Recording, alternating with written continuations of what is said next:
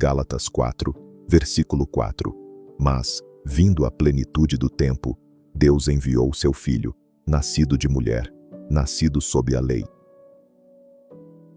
Poucos versículos condensam com tanta densidade teológica o coração do Evangelho quanto Gálatas 4:4. Em uma única frase, o apóstolo Paulo reúne história, encarnação, redenção e propósito divino. Este texto não é apenas uma afirmação doutrinária, é uma declaração pastoral que convida o leitor a confiar no tempo de Deus, na ação soberana de Deus e na graça encarnada em Cristo. Paulo inicia afirmando, vindo à plenitude do tempo. Essa expressão rejeita qualquer ideia de acaso ou improviso. O nascimento de Cristo não ocorreu por conveniência histórica, mas por determinação eterna. A história humana não é um rio desgovernado, ela flui dentro dos limites estabelecidos pela soberania divina. Teologicamente, isso nos lembra que Deus não age de modo reativo, mas redentivo. O tempo não controla Deus. Deus preenche o tempo. A plenitude indica que todas as promessas, símbolos, alianças e expectativas do Antigo Testamento convergiam para aquele momento específico. O silêncio profético, a opressão política, a fragmentação espiritual, tudo isso fazia parte do cenário em que Deus revelaria seu Filho. Pastoralmente, essa verdade confronta nossa ansiedade. Nem todo atraso é ausência, e nem toda espera é desperdício. Quando Deus parece tardar, Ele está, muitas vezes, amadurecendo o tempo e também o coração. O texto não diz que a humanidade buscou a Deus, mas que Deus enviou o seu Filho. A redenção nasce da iniciativa divina. Aqui está o escândalo da graça. Deus age antes que o ser humano seja capaz de responder. Esse envio não é apenas geográfico, mas ontológico. O Filho não começa a existir em Belém. Ele é enviado porque já existe eternamente. Paulo afirma, implicitamente, a preexistência do Filho e sua missão redentora. Cristo não é um mensageiro comum. Ele é o próprio Deus que entra na história para resgatar aqueles que não podiam resgatar a si mesmos.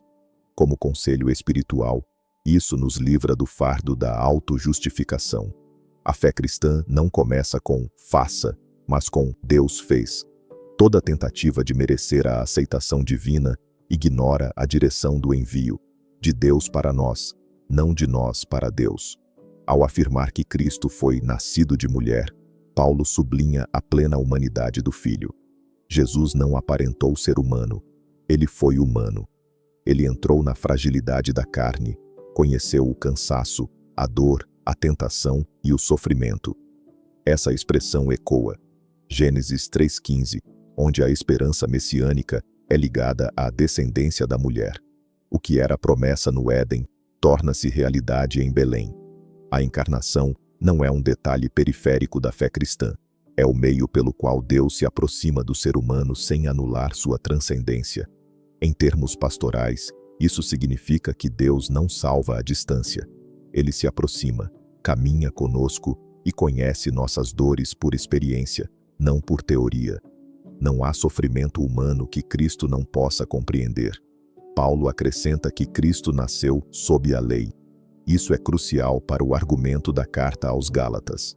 A lei, que revelava o pecado mas não podia salvar, torna-se o ambiente em que o Salvador voluntariamente se coloca. Cristo obedece perfeitamente à lei que nós quebramos. Ele assume a condição de servo para libertar os escravos. Sua submissão não é sinal de fraqueza, mas de amor redentor. Ao cumprir a lei, ele esgota suas exigências e abre caminho para a justificação pela fé. Aqui está um conselho espiritual profundo. Liberdade cristã não é ausência de obediência, mas obediência transformada pela graça. Quando tentamos viver sob a lei como meio de salvação, perdemos tanto a alegria quanto a liberdade. Cristo já fez aquilo que a lei exigia. Gálatas 4:4 nos ensina que Deus age no tempo certo, mesmo quando não entendemos o processo. A salvação é iniciativa divina, não conquista humana. Cristo se identifica plenamente conosco para nos redimir plenamente. A liberdade cristã nasce da obra consumada de Cristo, não do esforço religioso. Portanto, confiar em Deus é confiar no seu tempo. Descansar em Cristo é abandonar toda tentativa de autopiedade espiritual. Viver como filho é deixar de viver como escravo. Gálatas 4:4 nos convida a contemplar o mistério da graça que entra na história. O Deus eterno se fez homem no tempo certo para libertar aqueles que viviam sob o peso da lei e do pecado. Esse versículo não apenas explica o passado, ele redefine o presente e orienta o futuro da fé cristã. Viver à luz da plenitude do tempo é aprender a esperar com fé, obedecer com gratidão e caminhar com a certeza de que Deus nunca chega atrasado. Ele chega quando o tempo está completo.